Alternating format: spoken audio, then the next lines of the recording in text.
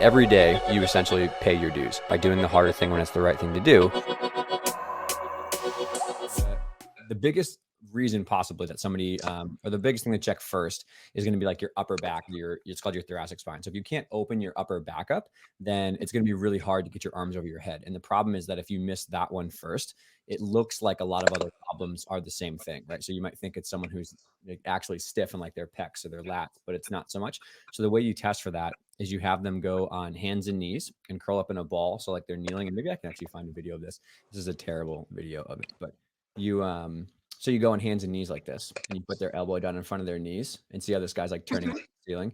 So you would, if you sit like this, you can't like cheat with your lower back, and so when you turn yours to the ceiling, it just tells you how flexible their upper back is. So I would like take each girl individually, and like as we go through the screen, you can do each one, but I would do this first because they should be able to turn almost all the way to the ceiling. Like it's really, for gymnasts, they should be able to rotate quite a bit also.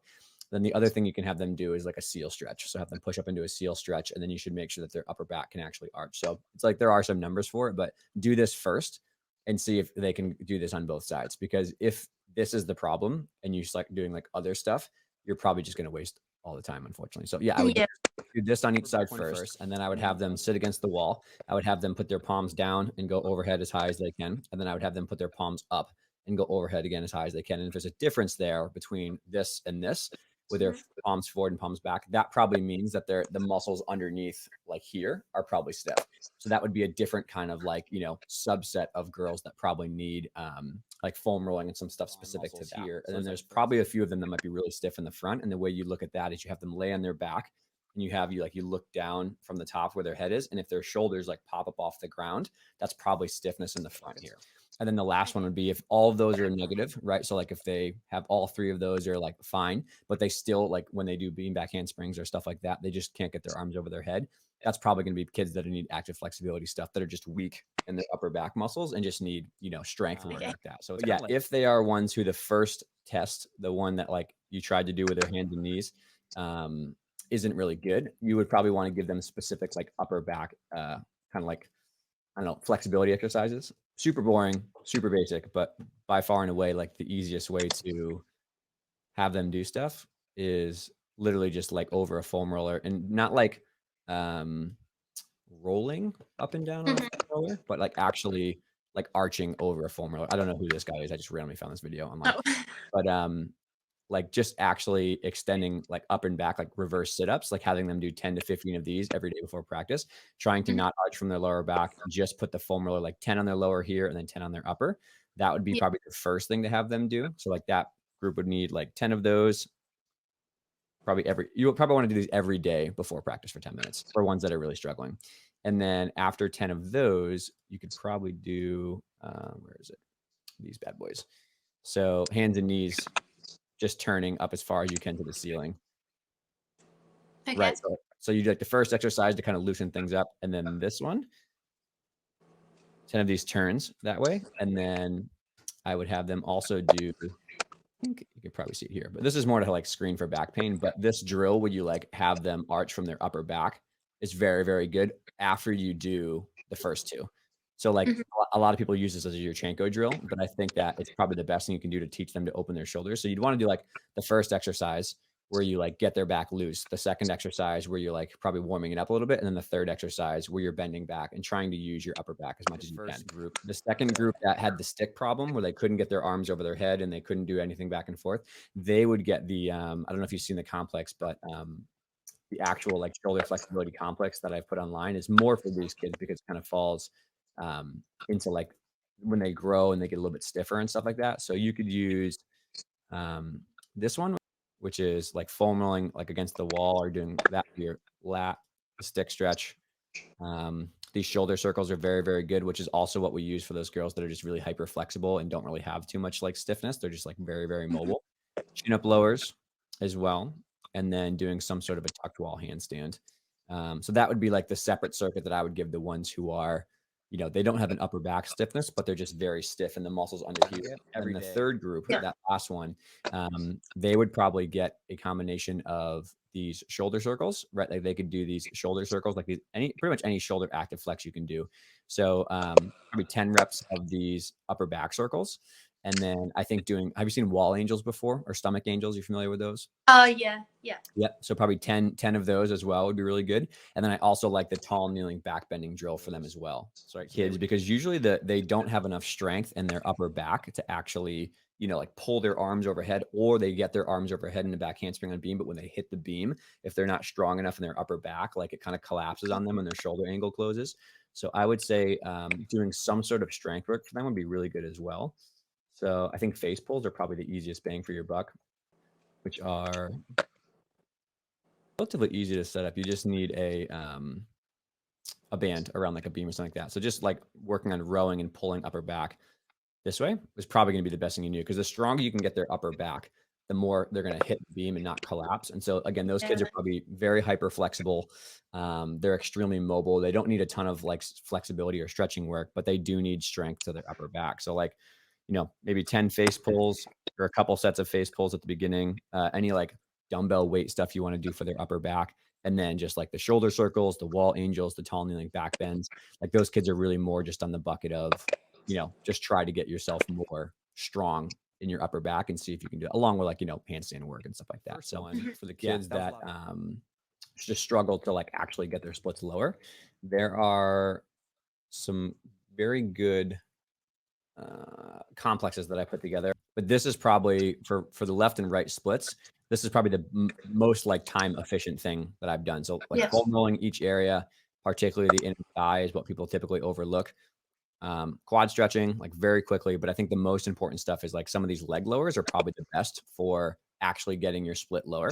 So they would do 10 leg lowers on each side. They would do some like active flexibility work, trying to warm their hips up, and then they would immediately go over and do some active flexibility drills in a row. So it's like it's not so much that one of these exercises is better or worse, right? You need kind of like some of the stretching and some of like the leg lowers and some of the active hip flexibility. It's the fact that you're doing them all in a row in sequence, right? So like each one of these things in the complex has some support and research to be beneficial if it's done consistently every single day. I would be doing probably 2 rounds of the left and the right splits on one day per week. And then maybe they can do this one, which is for straddle splits, which essentially goes through very similar foam rolling of like working their inner thighs more particularly, more so than like the hamstring and the quad. But then it has exercises that are based around getting your straddle split better, so that circles go sideways standing at the beam.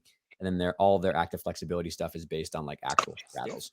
And then for the kids that are just lacking some strength to get a little bit stronger, I think that definitely getting their hips quite a bit stronger with hip lifts are very important first. I'm not sure if you've seen these before, but oftentimes they lack the strength in their hip to get like the end range strengthening. So like oftentimes in gymnastics, like the hamstring and the glute aren't directly strengthened enough.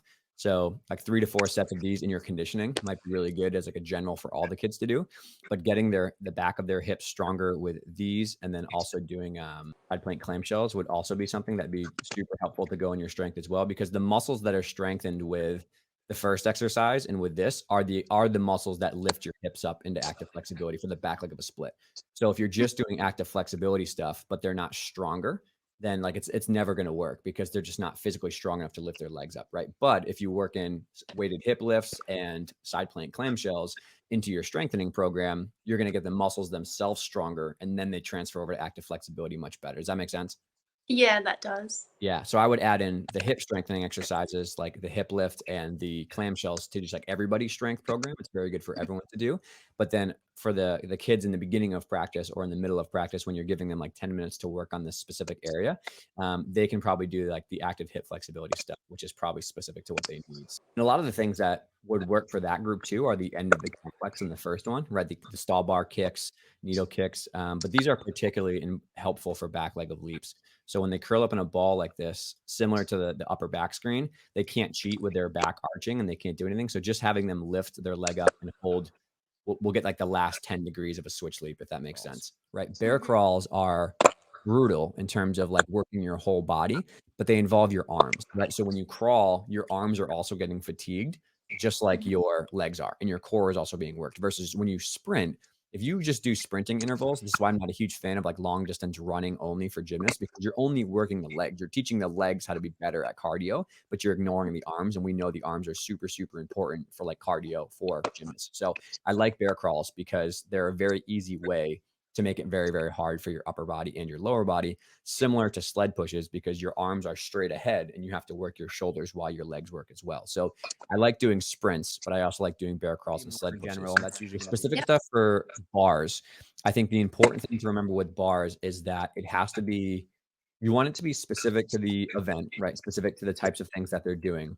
But we also want to try to mix in some of the lower body as well, because it's very easy for someone to think bars is only arms and do all their stuff, but you're squeezing your legs together for form and you have to land a dismount at the end.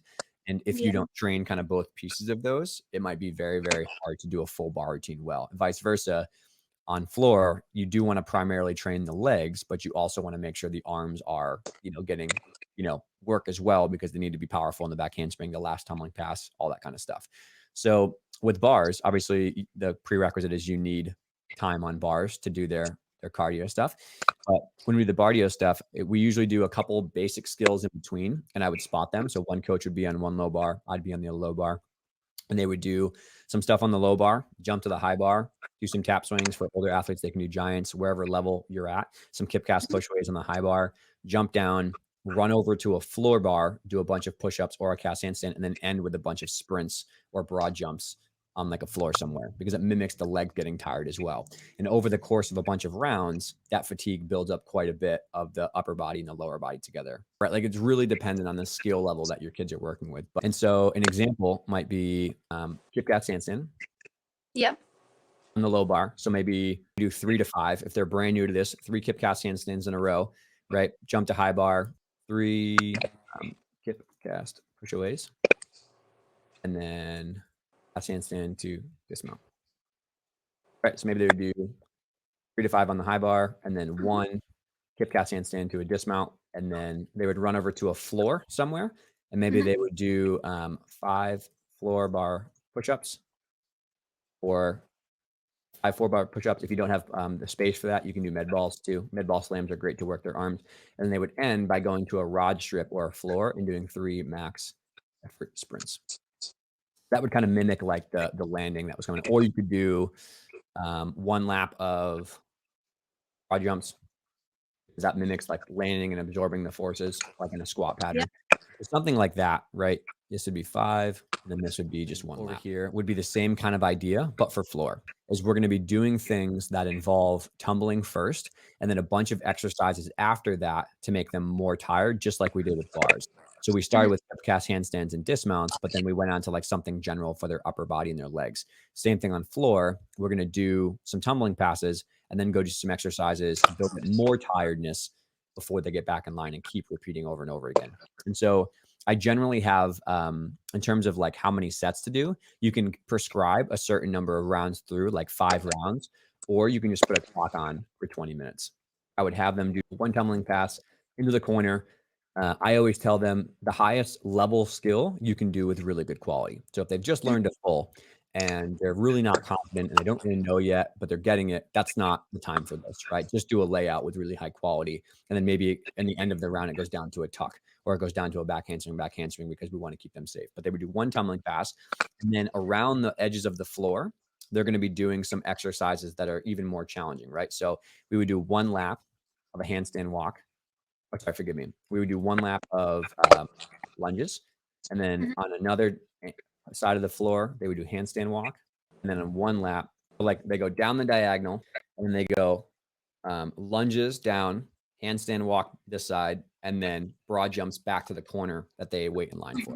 So what this does is that it causes them to do a tumbling pass, and then build up more fatigue around the outside with the muscles that are going to be needed for their dance and for their tumbling and for their jumps and for their leaps. And as things go on, you can change the leaps and stuff like that, or the sides to be more specific to the leaps.